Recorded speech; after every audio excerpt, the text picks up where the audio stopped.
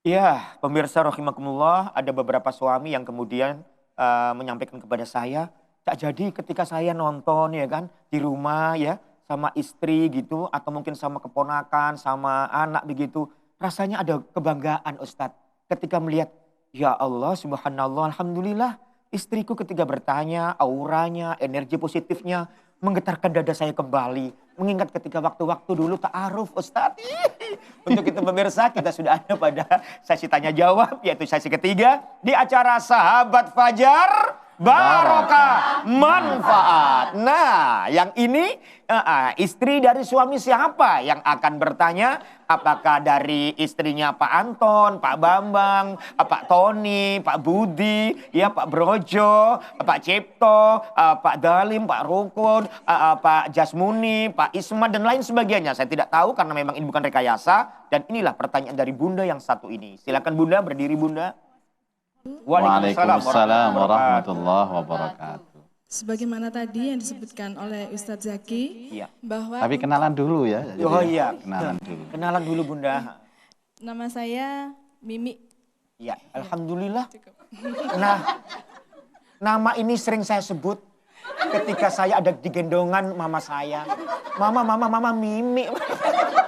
Subhanallah, lo ingat lo ini pesan ini yang punya balita jangan sampai kemudian menelantarkan. Padahal Cak Jadi enggak pernah manggil mama, emak. Iya, ya karena Dayat, ini, tok iki. ya karena ini ada bunda-bunda Oh, ini loh. Iya. Nah, terima kasih. Ini ingat saya, langsung ingat ibunda saya, emak saya. Emak saya sering memimiki saya. Ya Allah. Iya hafal. Ini nama ini inspirasi yang bunda-bunda muda biasanya takut untuk menetei bayinya. Dengan alasan berbagai macam alasan. Ya. Ketika Bunda Mimi mengatakan nama saya Mimi. Mimi putra putri Anda. Masya Allah. Mimi, ASI itu baik. Jangan diberi asu. Asu itu air susu umplung. Baik, pertanyaannya Bunda, mohon maaf Bunda.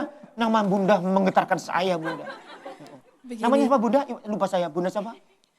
Mimi. Oh, Masya Allah disebut lagi. Ya baik. Ya.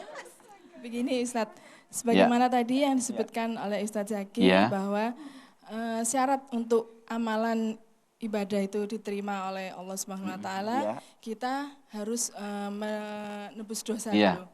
Nah, syaratnya menebus dosa itu adalah melakukan sholat 5 waktu. Nah, bagaimana seandainya kita melakukan amalan, banyak sekali amalan, tetapi sholat 5 waktu kita tidak istilahnya tidak lengkap, begitu. Itu bagaimana hukum, seperti apa hukumnya? Amalan kita apa diterima oleh Allah? Seperti itu. Ya. Terima kasih. Assalamualaikum warahmatullahi wabarakatuh. Waalaikumsalam warahmatullahi wabarakatuh.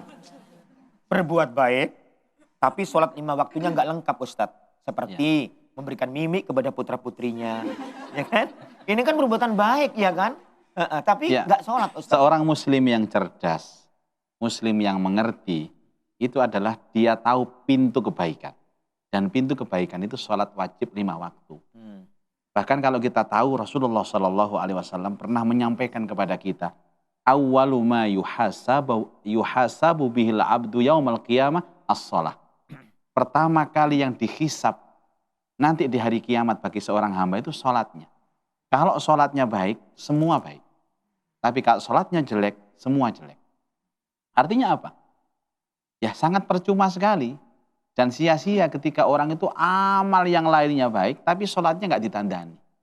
Sholat ini prinsip loh Bunda. Prinsip sholat. Ya. Jadi ini rukun Islam.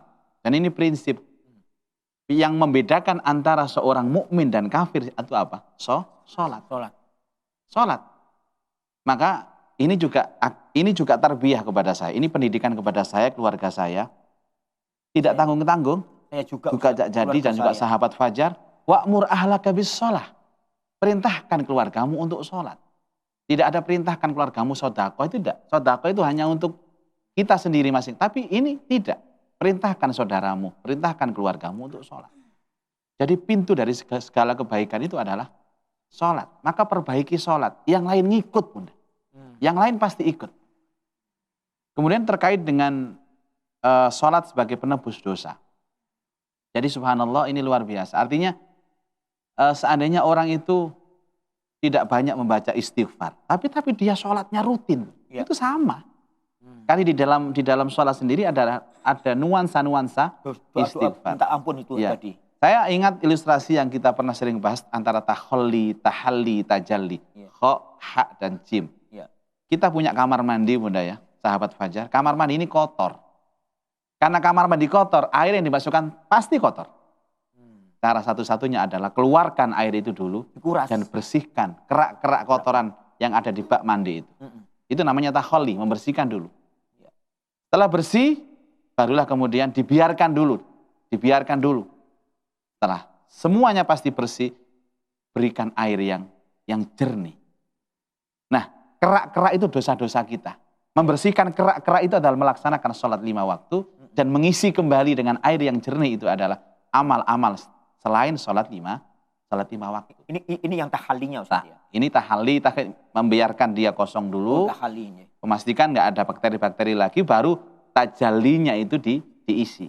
Ya Allah, ini anu loh pemirsa Bunda, ini sudah menyinggung ilmu tasawuf. Betul, karena hakikatnya semua syariat itu kita harus sampai kepada pranotonya, kepada ilmu hakikatnya ini. Jadi kalau seandainya kita ini baik, perbaiki sholatnya. Tetapi demikian juga, tidak semua orang sholatnya baik, itu juga yang lain baik. Makanya orang harus sempurna. Sholat itu ibarat adalah membuat dan membangun hubungan harmonis dengan Allah. Dan saya hakul yakin, orang kalau sholatnya baik, sesuai dengan tuntunan Rasulullah, pasti di masyarakat baik. Pasti rumah tangganya baik. Pasti di kantor dia baik. Pasti bertemu dengan siapapun dia baik. Logika berpikir saya ajak untuk berbalik sedikit Ustaz. Ya. Membalik logika berpikir. Ya. Sekarang pertanyaannya saya balik dari Bu Mimi tadi itu. Ya. Kalau sholat ini, Allah,